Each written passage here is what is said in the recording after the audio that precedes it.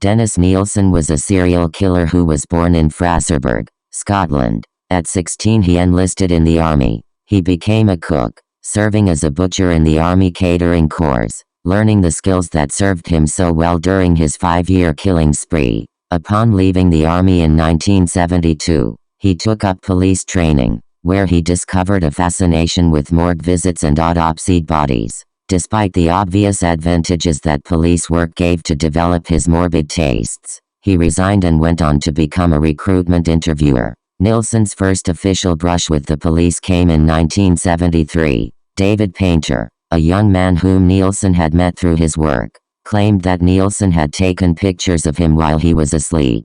Painter was so incensed that he required hospitalization as a result of their confrontation. Nielsen was brought in for questioning about the incident but was subsequently released without charge. In 1975, he took up cohabitation with David Gallatin in a garden apartment situated at 195 Melrose Avenue in North London. Although Gallatin denied that they had a homosexual relationship, this lasted 2 years, and when Gallatin left, Nielsen's life began a downward spiral into alcohol and loneliness, which culminated in his first murder 18 months later. Nielsen became increasingly disturbed by his sexual encounters, which only seemed to reinforce his loneliness when they were over. He met his first young victim in a pub on December 29, 1978, and invited him home, as he had on previous occasions. The next morning, overcome by a desire to prevent the young man from leaving, he strangled him with a tie before drowning him in a bucket of water.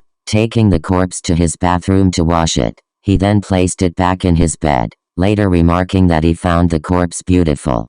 He attempted to have sex, unsuccessfully, then spent the night sleeping next to the dead man. He finally hid the corpse under his floorboards for 7 months, before removing it and burning the decaying remains in his back garden. Nielsen had another close call with the police in October 1979, when a young student accused Nielsen of trying to strangle him during a bondage play session. Despite the student's claims, no charges were pressed against Nielsen. Nielsen encountered his second victim, Canadian tourist Kenneth Ockenden, at a pub on December 3, 1979, following a day of sightseeing and drinking, which ended at Nielsen's apartment. Nielsen again succumbed to his fears of abandonment and strangled Ockenden to death with an electrical cable. He cleaned up the corpse as he did before, and shared the bed with it overnight. He took photos, engaged in sex, and finally deposited the corpse under the floorboards, removing it frequently and engaging in conversation, as if Ockenden were still alive. His third victim, some 5 months later, was Martin Duffy, a homeless 16-year-old, who he invited to spend the night on May 13, 1980. As with his first victim, Nielsen strangled and drowned him, before bringing him back to bed and masturbating over the teenager's corpse. Duffy was kept in a wardrobe for 2 weeks, before joining Ockenden under the floorboards. His next victim was prostitute Billy Sutherland, 27, who had the misfortune of following Nielsen home one night. He too was strangled. Another one of his victims, 24-year-old Malcolm Barlow, was an orphan with learning disabilities, who was soon dispatched by strangulation. By 1981, Nielsen had killed 12 men in the apartment, of whom only 4 could be identified. Given his penchant for preying on the homeless and the unemployed in a large city, this is probably less surprising than it might be in a smaller community. Nielsen claimed he went into a killing trance and on 7 occasions, actually freed the men rather than complete the act because he was able to snap out of it. The majority of his victims were not so lucky. By the time Barlow was killed, Nielsen was forced to stuff him under the kitchen sink, as he was rapidly running out of storage space. With half a dozen bodies hidden around the apartment, he was forced to spray his rooms twice a day, to be rid of the flies that were hatched from the decomposing bodies. When neighbors complained about the smell, he convinced them they stemmed from structural problems with the building. To get rid of the corpses, he would remove his clothing and dismember them on the stone kitchen floor with a large kitchen knife, sometimes also boiling the skulls to remove the flesh, also placing organs and viscera in plastic bags for disposal. He buried limbs in the garden and in the shed, and stuffed torsos into suitcases until he could burn the remains in a bonfire at the end of his garden. On occasions he would burn fires all day, without raising any suspicion from neighbors.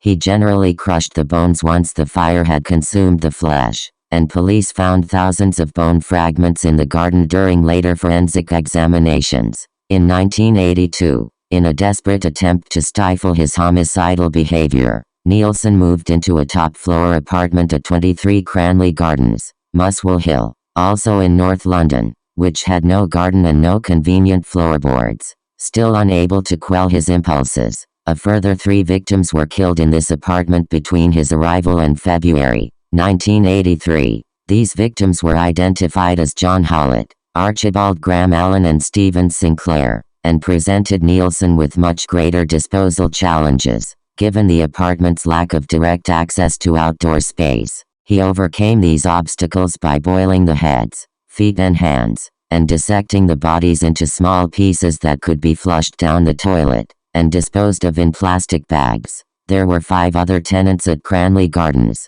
none of whom knew Nielsen very well, and, in early February 1983, one of them called out drain specialist Dino Rod to investigate a drain blockage. In the presence of the tenants, including Nielsen, the technician discovered rotting human remains when he descended via the outdoor manhole, and it was decided that a full inspection would be conducted the next day, after which the police would be called in to investigate. Nielsen, increasingly aware of the prospect of capture, tried to cover his tracks by removing the human tissue from the drains that night, but was spotted by the downstairs tenant, who became suspicious of his actions. It was reported that, on the morning of February 9, 1983, he told a work colleague laughingly, "If I'm not in tomorrow, I'll either be ill, dead or in jail." Nielsen was met on the evening of February 9 by Detective Chief Inspector J, who informed him that they wished to question him in relation to the human remains that had been discovered in the drains.